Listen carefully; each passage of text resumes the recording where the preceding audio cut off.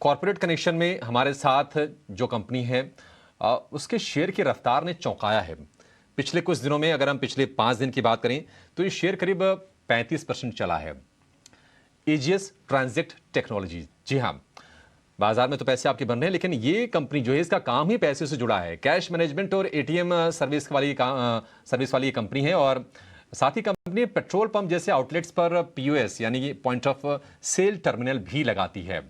और कंपनी को हाल ही में स्टेट बैंक ऑफ इंडिया से 1000 करोड़ रुपए से ज्यादा का ऑर्डर मिला है। आज हम इस बड़े ऑर्डर के साथ साथ विदेशों में कंपनी की विस्तार योजना पर भी बातचीत करेंगे। हमारे साथ जुड़ गए हैं एजिस ट्रांजेक्ट के सीएफओ सौरभ लाल। सौरभ जी, बहुत शुक्रिया आपका, स्वागत है टी9 स्वदेश पर। सर, 2 साल लिस्ट हुए हो गया आपकी कंपनी को करीब करीब, और लिस्टिंग के बाद हमने थोड़ा सा दबाव देखा था अब शेयर भाव पर।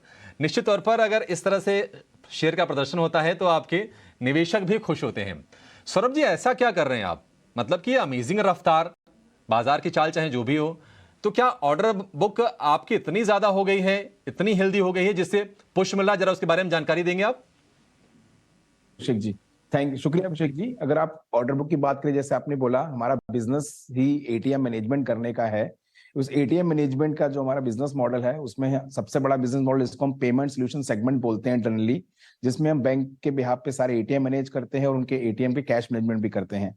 तो अगर हम ऑर्डर बुक की बात करें या हमारे लास्ट 2 क्वार्टर या 3 क्वार्टर के पीछे की बात करें, तो लास्ट 2-3 क्वार्टर में हमने काफी ऑर्डर एग्जीक्यूट भी करे हैं और काफी नए ऑर्डर हमने मिले भी हैं। जैसे बात करें पीएनबी और यूबीआई के 2 ऑर्डर हमने लास्ट 2-3 क्वार्टर में एग्जीक्यूट करे, जिससे हमारे 8000 एटीएम हमने एग्जीक्यूट करे, बेसिकली लगाए। लास्ट टू लास्ट वीक हमें एक बड़े बैंक से, अगेन एसबीआई बैंक से 1350 एटीएम लगाने का ऑर्डर मिला। उसके बाद ये जो लेटेस्ट नया ऑर्डर मिला है हमें, ये करीब करीब वैल्यू टर्म्स में 1100 करोड़ का ऑर्डर है, जिसमें हम 2500 एटीएम लगाएंगे अगले 1 साल के अंदर। और ये ऑर्डर के लिए हम 7 साल तक रेवेन्यू कमाएंगे, जिसको हम अपने बिजनेस में normal long term recurring revenue बोलते हैं। सो इसके साथ साथ एक और फायदा होगा कि हमारी जो सब्सिडरी है कैश मैनेजमेंट में सिक्योर वैल्यू, वो ही बहुत सारे एटीएम की कैश सर्विसिंग भी करेगी। अगेन इसके साथ साथ अगर हम बात करें, ये तो हमारा कैश मैनेजमेंट बिजनेस है, उसके अलावा हम डिजिटल पेमेंट्स पर भी काफी ग्रो कर रहे हैं, जिसमें हमने जैसे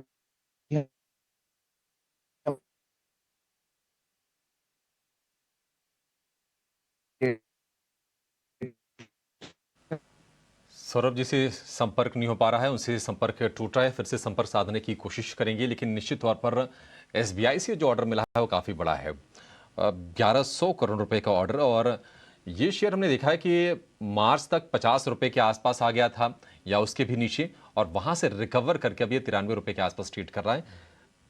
8 महीने के टाइम फ्रेम में या फिर 7 महीने में ये शेयर ऑलमोस्ट डबल हुआ है। सौरभ जी हमारे पास फिर से जुड़ गए हैं अपने बिजनेस के बारे में बताने के लिए। Saurabh ji, please continue. हाँ, सो जैसे मैं बता रहा था कि एटीएम के साथ साथ हमारा डिजिटल बिजनेस भी ग्रो कर रहा है। उस डिजिटल बिजनेस में हमने अभी बेंगलोर मेट्रो के लिए कार्ड इशुएंस शुरू करा, जिससे कि आप मेट्रो ट्रेवल के साथ साथ उस कार्ड का यूसेज नॉर्मल शॉपिंग और उसके लिए भी कर सकते हैं। सो उसके अंदर भी हमारे को अपॉर्चुनिटी काफी दिख रही है। उसके अलावा हम कुछ एक और बड़े एफएमसीजी ग्रुप के साथ भी को ब्रांडेड प्रीपेड कार्ड लॉन्च कर रहे हैं। जैसा कि आपने देखा, हमने पॉज टर्मिनल्स में हम काफी aggressively, oil marketing companies petrol pump पे भी काफी पॉज मशीन्स लगाते हैं। सो इन ऑल अगर हम देखें तो दोनों बिजनेस सेगमेंट, हमारे कैश और डिजिटल बिजनेस सेगमेंट में हमारे पास काफी अच्छी एग्जीक्यूशन स्ट्रेटजी है, एग्जीक्यूशन के लिए ऑर्डर बुक्स हैं, और अगले आने वाले कुछ दिनों में, कुछ क्वार्टर्स में हम इन सब प्रोजेक्ट को एग्जीक्यूट करके मार्केट को, एनालिस्ट को, शेयर होल्डर्स को अच्छे रिजल्ट्स की अपेक्षा करते हैं। ठीक है सौरभ जी, मतलब एक तो पीओएस वाला बिजनेस हो गया, दूसरा एटीएम ये मैनेजमेंट वाला हो गया, बाकी आपने जो एक कार्ड के लिए टाई अप वाली आपने एक चीज़ बताई। आपसे ये जानना चाहेंगे कि पहले हमारे पास जो जानकारी थी तो आपका 40% जो रेवेन्यू था वो आपके टॉप 3 क्लाइंट से आ रहा था, और उसको लेके थोड़े से कंसर्न्स भी थे कि अगर क्लाइंटेल अगर बहुत ही अगर सीमित हो, अगर आप ये बताइए कि अभी क्या स्थिति है और कौन से बड़े क्लाइंट्स हैं एसबीआई के अलावा आपके पास? बड़े क्लाइंट के अलावा, जैसे हमने बोला, हम एटीएम एक बड़े लीडर की फॉर्म में हैं। हम सेकंड लार्जेस्ट एटीएम पर सर्विस प्रोवाइडर हैं। सो जितने भी बड़े बैंक्स हैं, और जिसको आप बड़ा या छोटा के नाम से कह रहे हैं, सारे बैंक्स के साथ हम डील करते हैं। Axis, ICICI, HDFC, SBI, BOB, PNB, UBI. So वो सब बैंक के साथ हम सर्विसिंग कर रहे हैं। सर जिस नेचर ऑफ बिजनेस में हम काम करते हैं उसमें बहुत ही लिमिटेड प्लेयर्स हैं मार्केट में, तो उस हिसाब से बैंक्स को भी जब भी पार्टनरशिप चाहिए होती है या कुछ ऑपरेशंस चाहिए होते हैं, ऑल इंडिया बेस के लिए जो पार्टनर चाहिए होते हैं, तो हम उसमें उनकी सारी की सारी ये सर्विसेज प्रोवाइड कर पाते हैं। तो आई वुड इसी के चक्कर में हम आप मान सकते हैं कि हम, क्योंकि ऑल इंडिया प्रेजेंस है, ऑल इंडिया सर्विस लेवल्स हैं, मिशन क्रिटिकल बिजनेसेस हैं सर, एटीएम ऑपरेशंस जो कि बहुत क्रिटिकल है बैंक्स के ऑपरेशन के लिए, तो हम उस उम्मीद पे बैंक के साथ साथ काम करते हैं। सारे के सारे बैंक्स, चाहे अगर आप पहले की बात करें,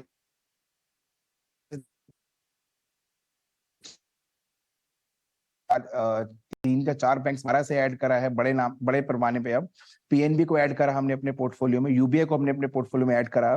सो और the customer I would say distribution और थोड़ा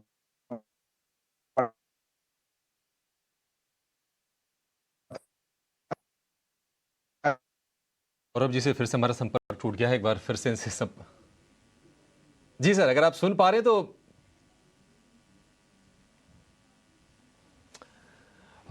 नहीं, संपर्क नहीं हो पा रहा है, लेकिन हाँ, जो बातें हुई मोटा मोटी वो क्लियर हो गई हैं कि बड़े क्लाइंट्स हैं और अपनी बिजनेस को डाइवर्सिफाई करने के साथ साथ अच्छे से एक्सपेंड भी कर रहे हैं।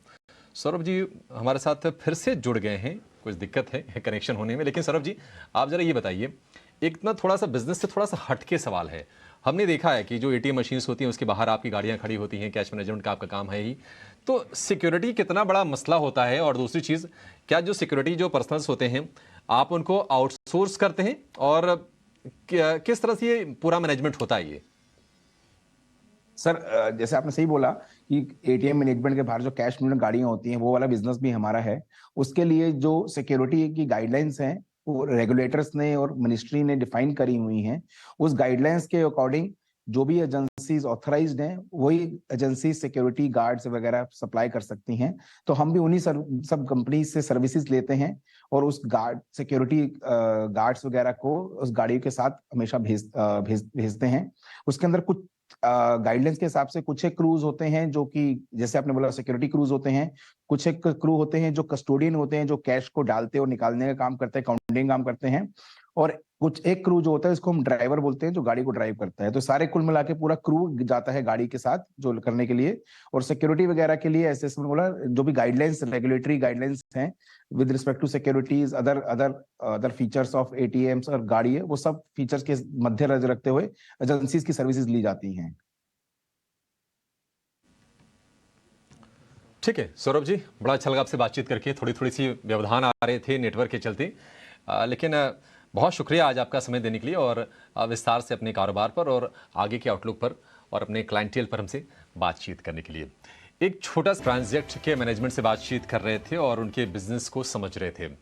अविनाश जी, एजीएस ट्रांजैक्ट 2022 की शुरुआत की ये लिस्टिंग है, और लिस्टिंग के बाद निवेशकों को काफ़ी निराशा हुई थी, मतलब 65-70% उनकी पूरी की पूरी वेल्थ उड़ गई थी। अब थोड़े से रिकवरी वाले फेज में ये शेयर दिख रहा है, और जिन्होंने अगर मार्च में लिया होगा उनके तो बल्ले बल्ले हैं, डबल हो गया है। इसका भविष्य आप किस तरह का देख रहे हैं सर, और क्या निवेश के लिए ये ठीक है कंपनी? जी, ये जो कंपनी है इसने आईपीओ के बाद इन्वेस्टर्स को काफी निराश किया था। मुझे याद है इसका आईपीओ प्राइस 175 रुपीस था, और उसके बाद अभी भी ये शेयर उस प्राइस को क्रॉस नहीं कर चुका है। तो देखिए, जो इनिशियल पब्लिक ऑफर का जो शेयर होल्डर है वो तो अभी भी घाटे में है। रही बात सेकेंडरी मार्केट के लिए 50 रुपए तक ये स्टॉक आया था, तो आप उम्मीद आप अंदाजा लगा सकते हो कि इसमें कितना प्राइस डेप्रिसिएशन ऑलरेडी हो चुका था। But slowly slowly company recover हो रही है। एटीएम मैनेजमेंट के स्पेस में, डिजिटल मैनेजमेंट में, पेट्रोल पंप्स पे जो इनका जो अरेंजमेंट है, सॉफ्टवेयर जो चलता है, ये डेफिनेटली काफी अच्छा है। बट कहीं ना कहीं एग्जीक्यूशन को लेके इस कंपनी ने बहुत ही खराब परफॉर्मेंस दिखा है। अभी कंपनी को हाल ही में कुछ 1000 करोड़ का एक बड़ा कॉन्ट्रैक्ट मिला है। देखिए, नैरेटिव और ऑर्डर बुक तो काफी अच्छी है, लेकिन एग्जीक्यूशन कितना स्विफ्टली ये कंपनी करती है वो बहुत इंपॉर्टेंट है। क्योंकि अगर आप दूसरे कैश मैनेजमेंट कंपनीज की बात करें, जैसे सीएमएस इन्फो है, उसके बाद रेडिएंट है, तो कहीं ना कहीं हमने देखा है कि ये कंपनीज भी कॉम्पिटिंग प्लेयर्स है, लेकिन वहां पे एग्जीक्यूशन एजीएस ट्रांजैक्ट से काफी अच्छा है। तो इस लेवल पे अगर किसी को खरीदना है तो मेरे ख्याल से टाइम फ्रेम 12 से 18 महीने का रखिए। क्योंकि एग्जीक्यूशन ही डिसाइड करेगा कि स्टॉक आगे कैसा रीरेट होगा। हालांकि वैल्यूएशन बहुत अट्रैक्टिव है, बट कहीं ना कहीं मार्केट उम्मीद लगा रहा है कि अगला quarter, that is October to December का जो क्वार्टर आएगा, वहां पे डेफिनेटली एग्जीक्यूशन उम्मीद से काफी बेहतर आएगा। क्योंकि अर्निंग्स ग्रोथ की बात करें, रेवेन्यू ग्रोथ की बात करें, तो पिछले 3-4 क्वार्टर में कंपनी ने बहुत मॉडरेट ग्रोथ दिखाया, जो मार्केट को शायद पसंद नहीं आया था, और उसीलिए शेयर में भारी पिटाई भी हो चुकी थी। तो जिनके पास है वो होल्ड करे, और फ्रेश खरीदारी अगर 90-92 में कोई लेता है तो कम से कम 12 से 18 महीने का टाइम फ्रेम रखिए। ऑब्वियसली लॉन्ग टर्म प्रोस्पेक्ट्स अच्छे हैं, बट यहाँ पे एक बात ध्यान में रखें कि एग्जीक्यूशन अगर आगे बढ़ता नहीं है या इंप्रूव नहीं होता, तो फिर री रेटिंग होने में थोड़ा और समय लगेगा। ठीक है, कम से कम 12 से 18 महीने का आप नज़रिया रखें जिस ट्रांजैक्ट में कंपनी की बाकी स्थितियां ठीक हैं। आप देखिए क्लाइंटेल ठीक है, शेयर चला भी ठीक है, वैल्यूएशन भी बढ़िया है, ऑर्डर बुक अच्छी है, लेकिन एग्जीक्यूशन एक शब्द सब चीज़ों पर कहीं ना कहीं भारी पड़ सकता है, उस पर नज़र रखने की ज़रूरत है। थोड़ा सा टाइम फ्रेम आपको लंबा रखना होगा।